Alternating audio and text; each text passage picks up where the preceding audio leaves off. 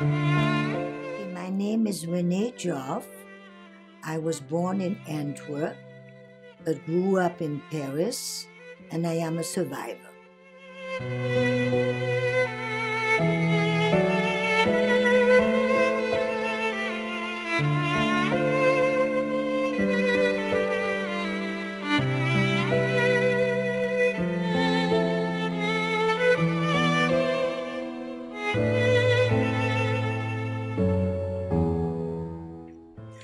I grew up in Paris with my family, my father, my mother, and a younger sister.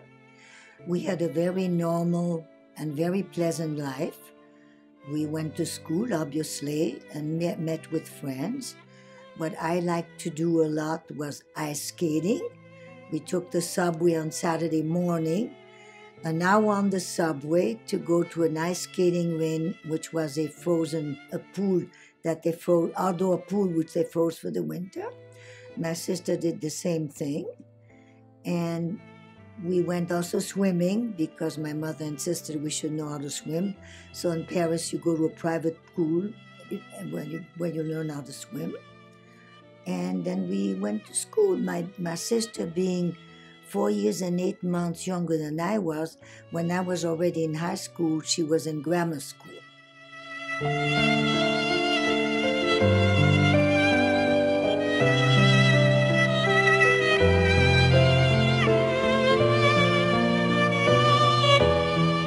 Well, I had several best friends. One was Jewish and one was not Jewish. And what was very funny in those days, she would say to me, "You are not the same," whatever that meant. I was Jewish, she was not, I was not the same. I never understood what that meant, but that's what it was. So when the war broke out in 1939, by 1940, Paris was invaded. Most people were very afraid because they remembered World War I. We were given gas masks that we had to carry all the time because in World War I, the Germans gave gas. They didn't this time. So at the beginning, everything was quiet. The Germans didn't do much, but little by little, they began to make laws against the Jews. First of all, we had to go to the precincts of where we lived, and everybody in France in those days, had an identity card with a picture and a print. That was the basis of everybody's identity. Here you used your driver's license, there you didn't. You had an identity card. So the Jewish people were supposed to go to the police commissioner and have a stamp Jew applied to their identity card.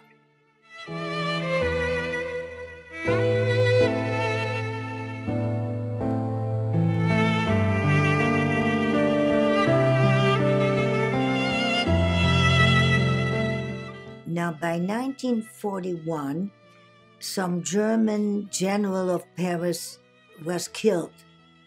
So they round about they sectioned off a section of the city, and they asked people for their papers. They arrested the Jews and the communists. My family at that time, we were staying in a small summer home outside of Paris. So my father decided he would go to the city to try to secure a health certificate because he was very severely asthmatic, and try to secure a visa to come to America because he had somebody that he knew. So against everybody's advice, he went to the city, and after they had done what they were going to do, they came back to the summer home. And as they came out of the subway at the bus station, some police asked papers. They showed their papers. His was with Jew on it. In those days, they didn't arrest the women or children yet. So they took my father away, let my mother go.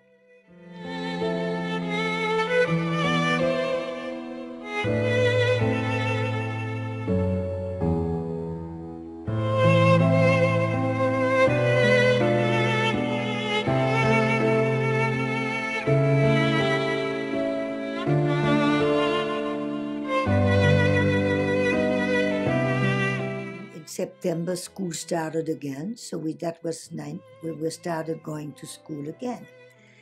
By 1942, when Eichmann did what they called, we didn't know it, but they called the final solution, they started arresting women and children. Somebody, a friend of ours, who had a friend who was the commissioner of police, non-Jewish, called him up and said they were going to round up the women and children. He called my mother and told us to leave. At that time, it was 8 o'clock, and in Paris, there was a curfew. Jewish people were not supposed to be in the street after 8 o'clock. So we lived in an apartment building because it was a city. You didn't own your home, you rented. So the janitor lady came up and told my mother we could stay in an empty apartment on the 4th floor upstairs from where we lived. So we stayed there for the night, and we could see the buses in the street where they're picking up people. The next morning, 6 o'clock, the janitor lady came up crying and told my mother, please leave, because if the Germans come and ask for you again, I'm not sure I would be able to lie.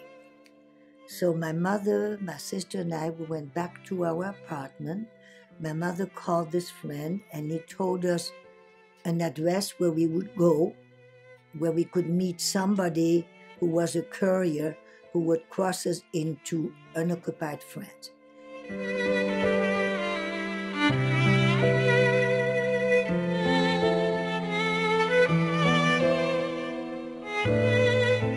So anyway, we took off our Jewish star, went out through a back door, took the subway, and went to this address that had been given us. When we arrived there, we saw that courier and several other Jewish people who were there. He told us how this would work out. We had to take the train, go to a station a half an hour away from the demarcation line, and there he would pick us up, take us to a farm whose fields were half in occupied France, half in unoccupied France, and at night we would cross over. So we did that. We took the train, and when we arrived there, this courier came and picked us up. But then there were too many people, so he said to my mother, look, I'll take these people over in the truck and I'll come back for you. My sister and I, being young, didn't realize. My mother told us later that she said, I bet he sold us out. When he came back to pick us up, he came in a car with a German. And he jumped around my mother's neck, kissed her, and said, cousin, you made a mistake. You should have taken the next train stop. So he drove us in the car with a German in it that was, saluting. And they brought us to that farm. The German soldier and the courier left.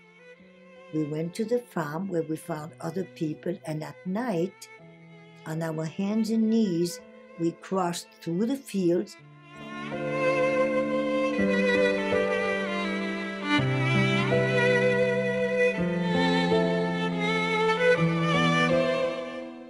And you could see in the distance, the Germans were patrolling with dogs. And it was very funny because when we arrived in the free zone, there were lights, there were people in the street, which on the occupied zone didn't happen at night. So he brought us to a small hotel, and he went with my mother to get us some false paper. You could get all that for a fee, of course. Get us some false paper, some false ration cards. Now, there was a group of French young men who didn't want to go to war. So they were also crossing over to go to Spain, to go to England, work with the resistance. But their connection was severed for a while. So they stayed there for a few days. So my mother decided at night, we took 2 or 3 of these guys, we took their socks, their underwear, we washed them, put them to dry, and gave it to them the next day. After a few days, their connection was opened again, so they were leaving. So the one fellow who must have guessed we were Jewish said, gave my mother a letter and said, if you ever go in trouble, go to the southern France, to Valence, and my aunt will help you because you helped me. So we stayed there for a little while longer, and then all of a sudden the courier came over to my mother and said to us that he was working with the resistance, which we didn't know, and his cover had been blown, so he was also going through Spain to go to England, work with the resistance, and he couldn't help us anymore. When school was going to start, we went to the southern Valence to this lady, and without letter from her nephew, my mother put us in a boarding school, and she stayed with this woman. And the cover was that my mother was being divorced, and my father wanted us to take us away, so she ran away to the southern France. Now, I don't really know how, but my mother got in touch with some friends of my parents who were in Grenoble, and they told us if we could come there, then they would help us. And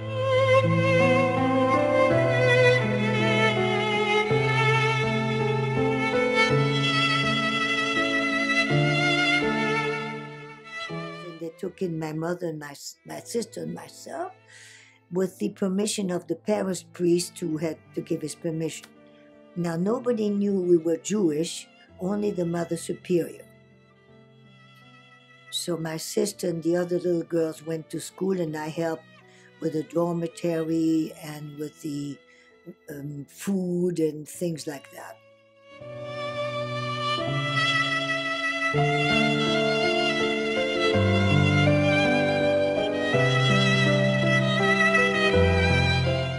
At some point, as things were getting bad, that the Germans were having a lot of defeats on the Russian front and the resistance was more active, the Germans decided to occupy the whole country. And at that time, if you remember, the Italians were on the side of the Germans, so the southern part of France was also patrolled a lot by the Italians, which was a little better because they were not as gung-ho as the Germans were. But things became worse and worse as the Germans were being defeated all over. So the nuns came to my mother and said, you know, it's getting too dangerous. They're having all kinds of roundabout. I'm scared. If they come and ask for your daughters, I won't be able to lie. But she said she had a plan. An hour away from there was another nun school. And Renee, if I would go there, the oldest, and teach Latin and geography and English, they would take me, my sister, and the other two little girls. So we agreed. It was an hour away from Grenoble. My mother took us there by train. Then she went back to Grenoble, where she rented a room with the inhabitants, also with false papers. And I think we stayed there about a year, maybe till 1943.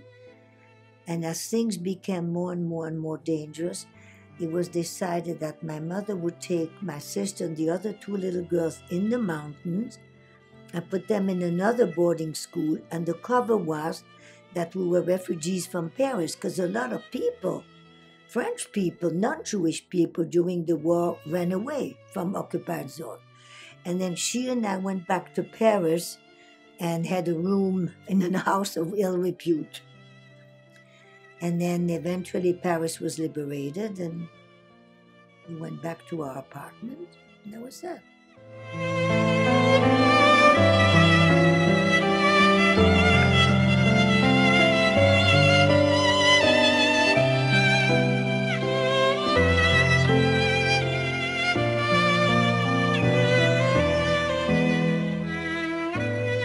My father never came back. My grandparents, 4 uncles and an aunt were also deported. 2 of the uncles came back from the camp, and everybody started living their life again.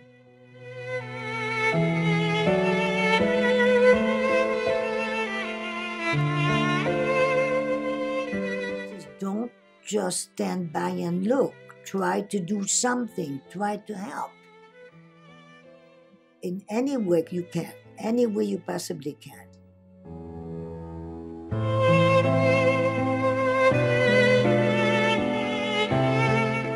Well, it is very important because people have to know. People have to know what happened and what can happen. And as a matter of fact, since the Holocaust, we see genocide all over. And people have to know about that. You have to speak up, otherwise people will forget. And young children, unless you teach them, will not know.